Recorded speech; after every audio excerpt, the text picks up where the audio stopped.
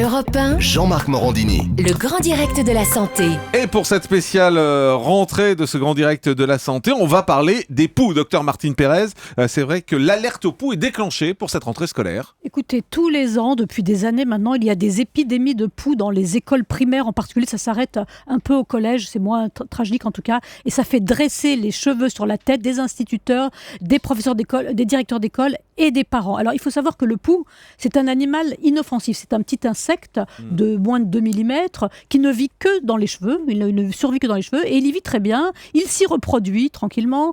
Il s'y nourrit puisqu'il pique le crâne des enfants pour avaler quelques microgouttes de sang. Il se nourrit du sang, Il se nourrit du sang et chaque fois qu'il se nourrit, vous avez une grosse démangeaison. Mais rassurez-vous, ce n'est pas une question d'hygiène. Les parents ont parfois honte de ces poux. Ils ont l'impression qu'ils sont responsables. Non, les parents ne sont pas responsables. C'est pas un problème d'hygiène. On en trouve dans tous les milieux sociaux. Donc on n'a pas des poux quand on est sale. C'est pas vrai ça. Pas du tout. C'est la promiscuité. C'est la promiscuité entre enfants. Les enfants jouent dans les écoles, se touchent la tête, se grattent, échangent leur chapeau, leur bonnet, leur chouchou, leur barrette. Et c'est comme ça qu'on se contamine à l'école. Isabelle Quenin ? Oui, il y a un truc qu'il faut savoir, c'est qu'en fait, les poux, ils adorent les saponifères. C'est-à-dire tout ce qui est dans les savons, les shampoings. Donc, plus on a des enfants avec des petits cheveux fins propres, plus le poux, il va y aller là. Donc, il faut laisser les enfants crades. Voilà, en gros.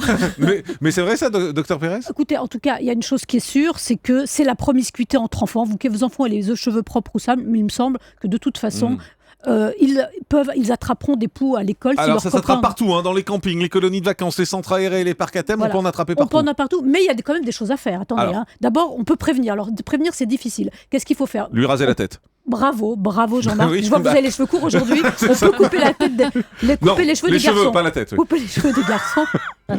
Couper les cheveux des garçons, mais souvent ils aiment pas ça, alors tant pis. Mais c'est vrai qu'avec des cheveux courts, on attrape moins de poux. On attrape moins de poux, bien sûr, parce que vous collez votre tête contre votre petit voisin de classe pour lui souffler quelque chose. Parlez dans le micro quand même. Pour lui souffler quelque chose. Arrêtez de vous rapprocher du docteur Richaud.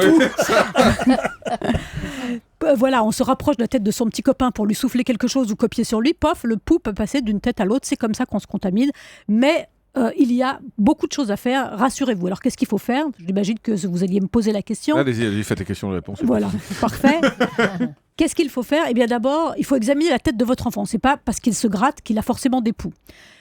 Alors, comment on fait ? On met sur une lumière très forte et on regarde sous la nuque, plutôt au-dessus de la nuque, les cheveux, derrière les oreilles, c'est surtout là où on en voit. Et figurez-vous que les poux ne sont pas si faciles à voir, ces espèces de petits insectes avec aux pages crochetées assez vilains, mais c'est surtout les lentes qu'on voit plus facilement. C'est des espèces de dépôts d'un millimètre qui s'accrochent aux cheveux et qui ne coulissent pas quand vous tirez sur le cheveu, ce qui vous permet de faire la distinction entre la fameuse pellicule et la lente. Mais quand on les passe sous l'eau, par exemple, on les noie pas, les poux. Non, ils se noient pas du tout avec ça. Non, ça serait trop facile, ça serait trop simple. C'est pas du tout comme ça qu'il faut faire pour s'en débarrasser. Alors, vous avez plein de recettes. Vous voulez que je vous les dise ou pas ? Allez-y. Je vous écoute, je suis toute On oui. va commencer par les... La Marie-Rose, non ? Vous n'avez pas ça dans votre... C'est quoi la Marie-Rose ? C'est une poudre qu'on mettait c'est une poudre, mais à l'école figurez-vous... primaire. Figurez-vous qu'au fil des années, eh bien, les poux ont muté et sont devenus de plus en plus insensibles aux insecticides qu'on leur opposait. Alors, il y a toujours les remèdes de grand-mère et ça marche. Qu'est-ce qui marche ? Mais c'est vrai que c'est un peu fastidieux. Vous faites un shampoing, de l'eau diluée avec un petit peu de vinaigre qui décolle les lentes et ensuite vous passez pendant des heures et des heures la tête de vos enfants au peigne fin. Ça, c'est long, mais ça a marché pendant des décennies et des décennies. Et puis, il y a en pharmacie, c'est un super business, il y a des lotions, des sprays, des shampoings insecticides. Malheureusement, la majorité d'entre eux sont devenus résistants. Aujourd'hui, d'après les experts, il y a le fameux Malathion qui serait le plus efficace. C'est quoi ? C'est une marque ou c'est un produit ? C'est un produit. Je ne donne pas de marque. Je ne donnerai pas le nom de marque. Écoutez, je crois qu'après, c'est facile de trouver. Non, mais c'est pour bien comprendre. Donc, c'est un produit. Il faut aller à son pharmacien demander un produit avec Malathion. Malathion, voilà. Malathion. Mais il y en a d'autres. Ouais. Tout ça existe sous forme de spray, de lotion, de shampoing.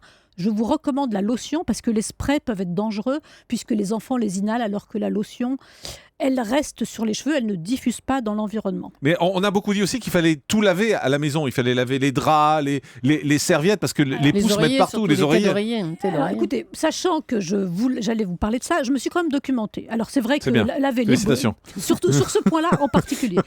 C'est vrai qu'il faut laver les bonnets, les chouchous, les barrettes, les peignes, les brosses, etc. Les têtes d'oreiller, c'est une évidence. Mais le pou à l'extérieur de la tête ne survit pas très longtemps. Il adore la tête.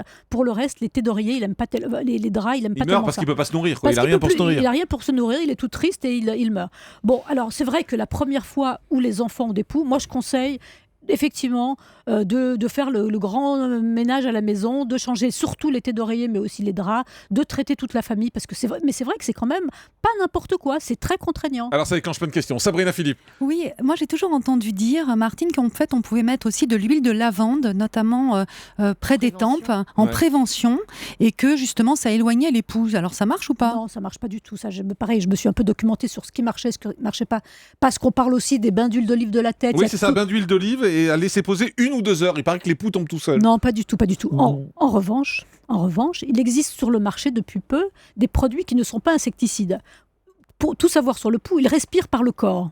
Et on a trouvé des produits qui l'empêchent de respirer. C'est des corps gras que vous mettez, des nouveaux produits qui sont à base de corps gras et qui asphyxient le pou et qui donc l'empêchent. C'était peut-être pour ça l'huile d'olive alors à l'époque Pourquoi pas l'huile d'olive Docteur Marcel Échoux. Oui, il y a une espèce de dramatisation sur les poux et en début d'année, on a énormément de consultations par rapport à ça. Il ne faut pas dramatiser. Les conseils que vous avez donnés, Martine, sont les bons, mais limiter aux produits qui sont toxiques. On peut même enrouler, mettre un papier cellophane pendant la nuit il pour va qu'il être beau tombe. votre gamin, tiens. Bah oui, mais au moins il sera débarrassé. Mettez-le dans le cellophane. Et après tout le reste, c'est franchement des idées reçues, la transmission, etc. On en a tout le temps. Et il y a même une chose extraordinaire, c'est que vous avez des fratries où il y a 2 enfants, il y en a un qui fait des poux et l'autre n'en fait pas et on ne sait pas pourquoi. Donc oui, il faut traiter, mais ne pas non plus en faire une maladie, si j'ai dire. Alors juste pour compléter, pour choisir les bons produits en pharmacie, il faut choisir les produits qui tuent les lentes et les poux en une seule application. Donc il ne faut pas avoir de shampoing à refaire 10 jours plus tard ou une semaine plus tard. Isabelle Quenin. Il y a un truc qui marche très bien, le pou déteste quand il fait froid, il est un peu comme nous. Donc ce que vous faites avec Dormir les chouchous, les barrettes et tout, c'est pas loin, vous les mettez dans le congélateur. Vous les mettez dans le congélateur, le pou là, et c'est terminé. Il déteste le froid. -4, fini. Bon, voilà, c'est des conseils pratiques. J'espère qu'on a bien répondu à vos questions. On va aller au standard d'Europe 1 au 32-21. Bonjour Noémie. Bonjour. Bienvenue sur Europe 1. Vous avez 4 fils, c'est ça ? Oui. Félicitations. Oui. Et 4 garçons en plus ? Oui, 4 garçons. Ah, oui. 4 fils en général, c'est 4 garçons. Effectivement, oui, c'est pas faux. Merci pour la question con. On va la garder celle-là pour le bêtisier. Et vous avez des problèmes de poux récurrents ? J'ai eu des problèmes de poux récurrents, oui, avec 4 têtes, y compris la mienne d'ailleurs, parce que mes fils me contaminaient. Et d'ailleurs, c'était quelquefois en me grattant moi-même que je m'apercevais que mes fils étaient atteints. Et j'entends votre intervenant dire il ne faut pas dramatiser. Je vous assure que quand vous passez de la tête de l'un à l'autre et que c'est sans fin et qu'on a beau laver les draps, laver les têtes, et passer tout le monde aux produits et prévenir et passer les têtes même non atteintes préventivement, on s'en sort plus et c'est assez désespérant d'une école et d'une colonie de vacances à l'autre. Juste le docteur Marcel Échoux vous répond parce que c'est lui qui disait il faut pas dramatiser. Il faut pas dramatiser parce qu'on en a peur quasiment comme de la peste. Il y a des gens qui sont terrorisés. Si on suit bien les conseils et notamment on va peut-être insister sur le peigne à maillon très très fin parce que si vous prenez un peigne large ça sert à rien. Ça c'est très important. Et puis aussi une précision, il y a des peignes électroniques, ils font pas plus que les peignes. Et vous Noémie, vous avez trouvé quoi comme méthode miracle ? Je vous écoutais attentivement. Je suis passée effectivement d'abord par tous ces traitements assez toxiques, très étouffants, il fallait les passer toutes fenêtres ouvertes parce que ça pouvait déclencher des crises d'asthme et on suffoquait un peu. Ces traitements ne se sont pas avérés totalement efficaces, ça a été beaucoup de rechutes et en revanche, alors effectivement, pour moi la panacée, et j'espère que j'en suis maintenant débarrassée parce que c'est un peu derrière moi, eh bien c'était ce fameux produit au corps gras et je crois même que c'est l'huile de palme, cette fameuse huile de palme qui est décriée, mais en tout cas pour les poux, ça les englue, ça les étouffe. Ce produit à l'huile de palme, donc qui n'est pas chimique, et ça, il faut demander à votre pharmacien. Ça s'est avéré très efficace. En plus, ça sent bon, c'est agréable et ça englue le poux. Et effectivement, effectivement, ça, je crois que c'est la deuxième solution, c'est qu'il ne faut pas se reposer sur le traitement. Il faut suivre dans les jours qui suivent le traitement, avec ce peigne très fin et traquer tous les petits poux qui ont été oubliés, les lentes qui repoussent. Donc ça, c'est vraiment le deuxième secret. Après le traitement, le passage du peigne très attentif. Docteur Marcel Michou, vous avez l'air sceptique sur l'huile de palme, non ? Sceptique Je sur l'huile voyais, de palme vous faisiez une tête. Non, parce que les produits qui tuent les poux et les lentes, on les connaît. Après, les remèdes de grand-mère, c'est toujours très compliqué. Vous savez, en médecine, il ne faut pas se fier uniquement sur un cas à un résultat. Parce que je peux vous mettre la main sur la tête et vous soigner de différents maux. Et vous allez les dire, l'application de la main sur la tête est efficace. Ouais. Donc l'huile de palme, on n'a pas de données scientifiques pour dire que c'est efficace. Docteur Martine Pérez. Juste un mot. On a découvert récemment, c'est un médecin français qui s'est rendu compte qu'en donnant un comprimé d'un antiparasitaire qui s'appelle l'ivermectine, une fois puis 8 jours après, on se débarrassait complètement des poux. Ah d'accord, sans rien mettre sur la tête. Sans rien mettre sur la tête. Mais le gouvernement ne veut pas donner, pour des raisons diverses et variées, une autorisation de mise sur le marché à ce traitement. Bon ben voilà, donc peut-être qu'un jour ça changera quand ils résisteront. Voilà ce que je voulais dire. Merci beaucoup Noémie. Merci Noémie pour ce témoignage.